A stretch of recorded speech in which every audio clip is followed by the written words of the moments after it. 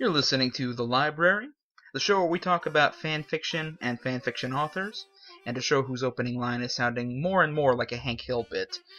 We plug fanfiction and fanfiction accessories. It's one of those kind of days. Today I had the pleasure of talking with Dawnbreaker, also known as the Theheroshield. Very talented author and responsible for the Magus Chronicles. A couple of fics under that work. We spoke mostly about Haughty Tragedy. Really excellent recounting of the North Cape incident from Chrono Trigger. If you haven't played Chrono Trigger, fix that, and if you haven't read this fic, I encourage you to do that as well. It's a very interesting undertaking, and gives you so much backstory about the character of Magus, but also gives it your own spin. Very, very, very good piece. Also in this Chronicles was a short poem, You a Lie, which we didn't really talk about, and I Magus, series chaptered piece, which is actually being revised as we speak, and I've only read the first chapter of, but the main attraction really is that Haughty Tragedy. We're going to go ahead and let you listen in with the conversation I had earlier today with Dawnbreaker. Hello, folks. My name is Dawn, aka Dawnbreaker, aka the Theheroshield, various other usernames. Go ahead and tell us just a little bit about, we're starting to talk today about your story, Haughty Tragedy, as well as your other more popular works there. Go ahead and just start by telling us a bit about how long you've been writing fan fiction and what kind of work you do. Well, basically I've been writing fanfiction since late 2000, early 1999. I was writing a lot of fanfiction, stories that you won't see because I've long since trashed them. Then I moved my stuff onto like fanfiction.net, went in and wrote Haughty Tragedy, moved into I Magus and a bunch of other stories. I've been writing it now for 15 years, I would say, off and on, and changing genres, changing the source material over the years. I found it a very rewarding experience, to be honest, and I really am interested on the development. There's a real development on how all fan fiction goes. You start off at the beginning, and it's a very different experience than at the end. With the Haughty Tragedy, the one that I actually read most recently, very, very deep writing there. I mean, you've got a very emotive writing style, and really, of course, the ending is absolutely tragic. Want to tell us a bit about what kind of got you to writing that particular piece? Yeah, that one's actually a good 10-ish years old. I was really into very deep, very tragic themes back then. And also a very lyrical kind of writing. It'll almost flow like poetry when you read it. It's not really a conversation. It's almost meant to be read as a song. And the basics I wanted to get down into was, some of the basic concepts of how people's personalities significantly influence their fate, basically. And this particular scenario, you'll understand based on the story of Chrono Trigger. And spoilers, the character of Magus being, sort of an anti-hero / anti-villain kind of scenario. And as you know in the story, it can go either way. The character could either become part of the team and become sort of a hero, or it can go on the other end, and end up, with an unfortunate fate. And I thought it'd be really interesting, because a lot of the stories I read were, he joins the party, etc., etc. I wanted to explore the other side of it, what his thoughts are as to why, he would be in conflict with the team. And when I wrote through the story, I realized that the key ingredient as to why this was going to be a tragedy is because of his pride. And then, of course, Haughty Tragedy kind of flows very well together in a title. Exactly, and I really like that you kept his character consistent, because at this point, you still keep in the story, you still keep his regret and his remorse, but he's just too damn proud to make that changeover. Yeah, and the interesting, thing comes out of it is that, I want to just do something a little different, like I said. Is that, yeah, It's Getting Redeemed is a really good side of the story, too. Very interesting side. But I want to explore something at the time was not as explored. I'm sure there's like 100 now stories about the same thing now. But at the time, there wasn't nearly as many. And, I want to go into the detail because you get to see so very little from that North Cape incident, as it's referred. You really don't really understand a lot of what he's saying. You get a little background, which the game gives you, and the character explains to you. But I wanted to dig a little more deeply into why a person could, be so antagonistic. Even when there looks like there's help along the way. But his pride is also, you got to keep in mind what has kept him going through very tragic times. So by relinquishing that aspect of himself, he would basically have to reconstruct who he is as a human being. And if there's one thing that I was understanding as a writer, as I've understood over the years, is that reconstructing your whole personality is a Herculean task. Definitely, especially with a character as complex as Magus. Now, tell me, I know you've written, of course, you've got 3 stories as part of a chronicle called the Magus Chronicles. I take it you really, really like this character.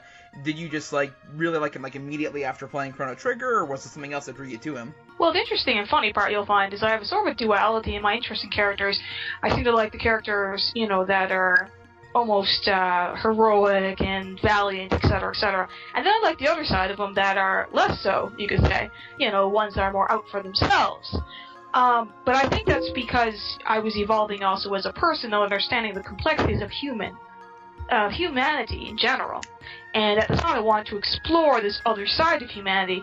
And when I was playing the game, one of the things I found most fascinating was that, yes, he's dark character, but he, A, has very understandable reasons for why he's turned out the way he is, and B, he's not just,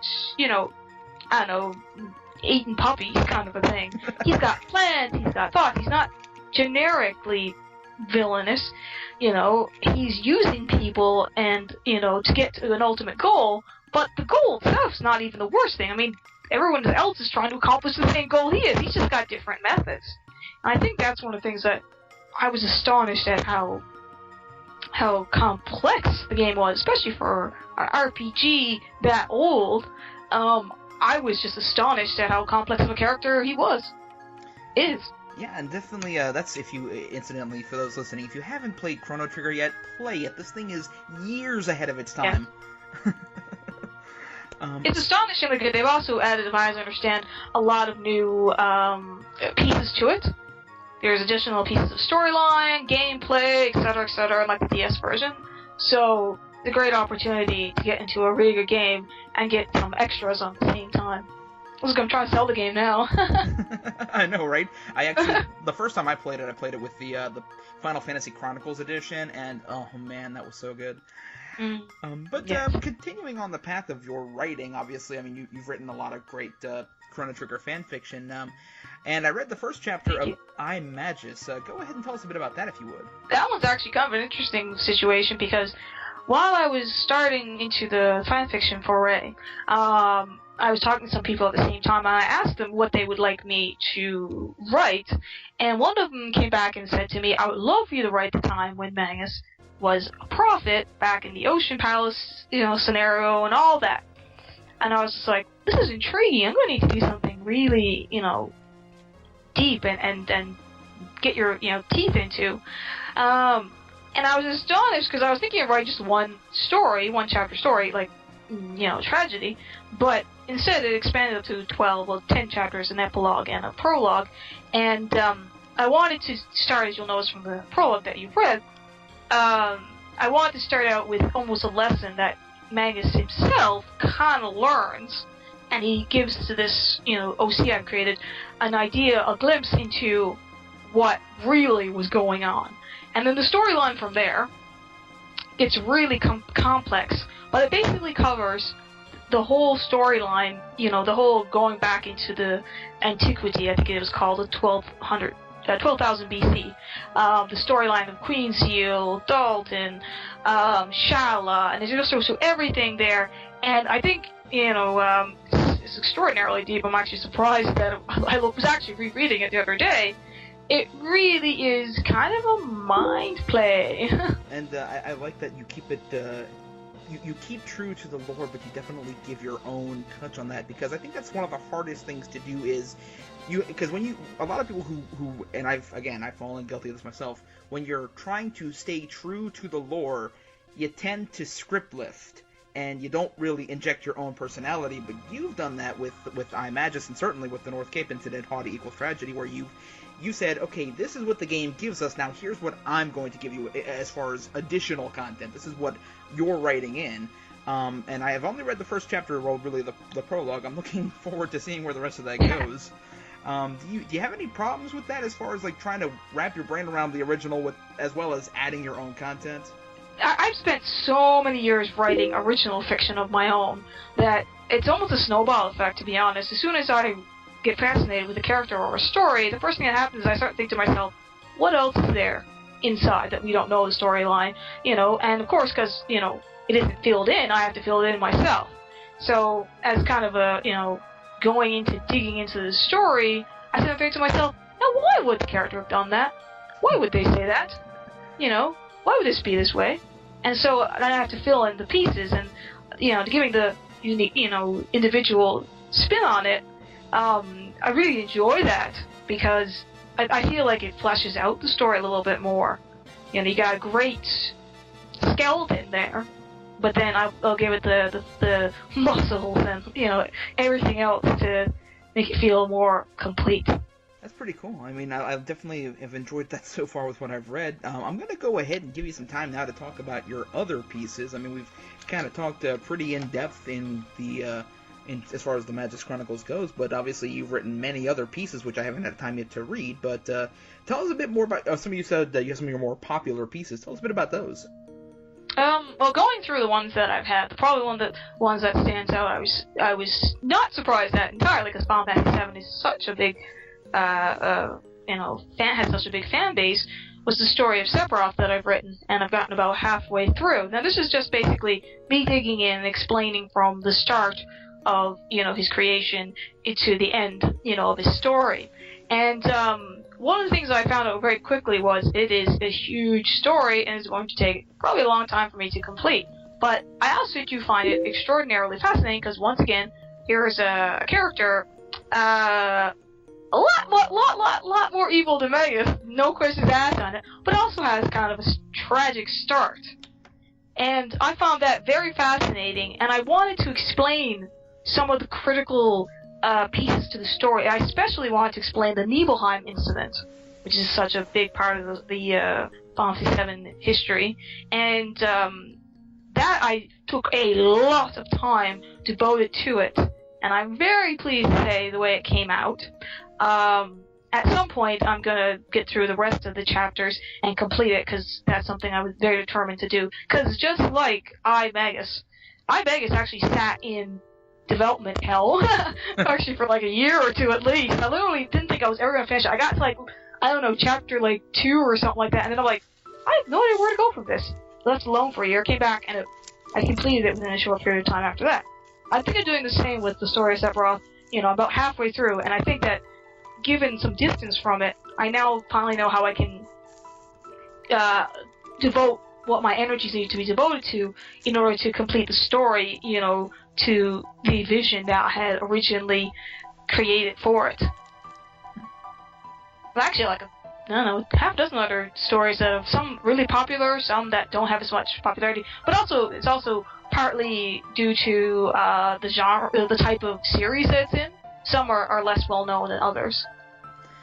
Yeah, we tend to run into that problem. I know that whenever you're like on fanfiction.net, if you belong to a very, eclectic taste, if there's one particular thing you like to watch, you find maybe 30 fics for it. Yes, that is very, very, very true. I found, if you want to talk about, like, there are some of my stories that have my favorites, and some of them are, not exactly favorites, and some I think are really good, and some I think are really not that impressive. Actually, the ones I really don't like, I generally just don't, publish. Because I sit there and go, I really could have done that better. So this is the cream of the crop, I guess you could kind of say. Excellent. And you've showed me that with your link on Archive of Our Own. You've got a lot of your, basically like your best of. This is the best of Dawnbreaker album. Basically, yeah. I've had a few different accounts on fanfiction.net, and I've gone through it and seen what stories that are like, okay, you know what, this isn't going anywhere. This is not a really good story. Like I have some other stories I decided not to finish because I looked at it and said, you know what, the scope of this is either way past what I ever intended it to be, or the storyline is a lot weaker than I thought. Well, I can't work with it. But some of my other stories, I was successful. Like in a recently written one for Final Fantasy IV, another relatively unknown game, is Paladin's Quest. Now, basically, this is the story arc of Cecil becoming a paladin. And that was one, actually, I was surprised at how well that developed. I really thought at first that I wasn't going to be able to explain that very well. I'd have to dig in and really figure it out. But I don't know if you've ever noticed it, but when you write, sometimes the hardest stories end up becoming actually the easiest to write. I don't know if because you put more energy into it, or you're more dedicated to it, or whatever. But I found that story actually progressed with surprising ease. I can't say I've had the same experience. For me, I tend to get a little bit too mired in the details, and sometimes I have stories that are on the shelves for years before I update, so I can't really say I have the same experience but there. But you might have had some experience where some stories are easier to write than others. Oh, easy. I mean, anything that I've done that are like the short one-shot fix, I can usually knock those out pretty easily, but if I write something that is chaptered, those kill me. Yeah, and it's funny that people sometimes will sit there and go, oh, you just write it, it's got the source material and everything, and I'm thinking to myself, yeah, but if it's got the source material and you don't put any thought into it, what's the point of having written it to begin with? Every person, wants to add, a bit more to it. We're translating it to a different medium between game to story, to a written medium of some kind. Obviously there's got to be some evolution for it to translate properly, because a lot of people will sit there and like, oh look, random encounters, let's put that into the story. You really gotta really work it, massage the story for, it to come out, not sound almost kind of silly, to be honest. And that brings us back to the whole not just making it a script lift. There have been some fics that I've read that can do a good job incorporating those elements and not making them sound silly. Probably one of the better ones I read, I mentioned it in the previous episode, was Feathers of the Maelstrom. It kept in every little minute detail, but made it seem not silly and gamey. Like, it kept materia in, it kept in potions and elixirs, it kept in random encounters, it kept in all the minor details that you're like, this is just game lore, but it kept it and made it realistic sounding. And that's probably one of the hardest things to do when you are bound by something that has to absolutely 100% be in the story. That's completely a game element. Trying to work around that can be difficult. Absolutely, I agree entirely. That's one of the skills as a writer, fanfiction writer, has to develop in order to make a successful transition between the two media. And no, it's not easy at all. And like I said, I have stories no one's ever going to see, because I sit there and go, this wasn't successful. But when it is successful, it is such a delight. I've read so many good fanfiction that, over the years that I've been absolutely astonished by. That,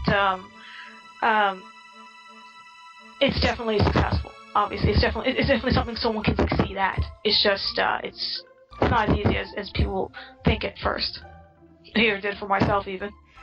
As brief side note here, just something we should have probably mentioned a bit earlier in the episode, your name, Dawnbreaker, where did that come from? Was that from Final Fantasy IV, or...? No, that comes actually from Skyrim. Yes! Yes. I thought played that. I thought it might have come from that. I didn't want to seem like an idiot, but I totally was thinking, that's the sword that Namira gives you. Yeah, it's a sword that you can acquire from one of the Daedric princes. I don't remember the name of the one, but in Skyrim, and I was amused by it partly because my name is Dawn, and the concept of the Dawn was very intriguing. So it's a nice, quick, easy word to say, Dawnbreaker. Although you will notice for AoE that I use the words Theheroshield, and that actually does come from Final Fantasy. That comes from Final Fantasy IV, where in one of the ports you can actually get a shield called the Theheroshield that is a really impressive shield. I believe it's the best in the game. Yeah, we usually like to talk about the inner details of where the names come from, just because you get so many interesting stories like that. But yeah, Dawnbreaker and the Theheroshield. I mean, you've definitely got credibility. You got gaming cred built into your name right there. Well, I guess we're all a little bit of geeks at heart. Amen. I don't think you're allowed to be a fanfiction writer if you aren't a little bit of a geek at the very least, you know? I don't think you can be very serious into it, because you need to be serious to be able to dig in to get a really good story. I mean, there's some, lighter stories you can write, and I've written a few comedies and all that, but even they require, a little bit of background and, history and research and everything, because, half the humor comes from really understanding the characters and how they, interact amusingly.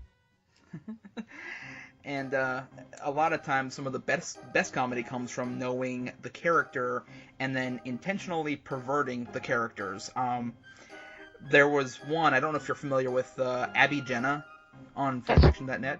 That sounds vaguely familiar. Yes, actually, I think. She wrote a story called The Summoner Party Gets AOL. Oh. And it's all told at like an AOL text box, and it is the funniest damn thing I've ever read. And well, not quite literally, but it's among there, definitely. Breaking off here, while we're giving shout-outs to authors, I usually ask the people I interview to, do you know of any authors or any stories that you really want to give a shout-out to? Well, I can definitely say that I read some of Licorice's, I'm trying to remember how to pronounce her name, is fantastic. She's written some really, really, really great stories. I don't know if I can sit there and specify which one, stands up over the others, but I can say that she's got the kind of quality that, you would expect from an actual full-fledged, novelist. So if anyone, wants to read something that they feel is high quality, pretty much everything that she's written will definitely stand out. Digging into some of the people who's written, stuff on AoE as well, Fangu also has written a rather great story. I've had the opportunity to read a few of the chapters called Ally Life, and we're talking about detail and a real devotion to the story and the characters. Well, she definitely has that, and I would highly recommend people to read her story, because the whole idea is we really want to write a story that's deep and dedicated, and she's got that, definitely. And if I could mention a third person, and I'm hoping I'm pronouncing this correctly, Adriana Morgu, I'll have to link you to her. She's written a series of really good, funny stories and really great, more serious stories, and because she's that diverse, I'm particularly impressed, because it's not always easy to write both the comedies and the tragedies. Well, that's definitely a pretty good. You got a home team there. That's you got Fangu and Licorice All Sorts, who we actually interviewed in the first episode, and this new person, Adriana, I think her name is. I'll link it. I'll give you the link so you can add it in. But yeah, she's pretty impressive. Excellent. Well, I'm sure the authors appreciate the shout out, and I'm definitely gonna, maybe talk to Adriana and Fangu and see if they're interested in doing this. Go ahead, and you mentioned you write original fic. I don't want to, eat up too much more of your time, but you mentioned original fiction. Anything you care to share? Well, at this time, I'm actually signed up to do what's called the first draft course from the university, and I've been working on this stuff for 20-ish years, and I have this whole. I'm trying to, on a Diet Coke version of George Martin's kind of vision, or Tolkien's kind of vision of a huge world with hundreds of characters and dozens of cities and all kind multiple continents and just huge world. I've been working on that for 20 years ish, and one of the recent novels I was writing on was Daughter of a Dark God, and as a really good. It's part of the story arc, the huge chronological wave that's going on, but I'm also going to be into the future, probably be writing another story but I haven't really nailed down exactly what I'm writing into this next course. But I think that, going back to the thing I mentioned earlier, impacts this whole thing where you said that there's additional data and details I pull into the fanfiction. I think because I'm so used to doing it for original fiction, it's like instinct now for me.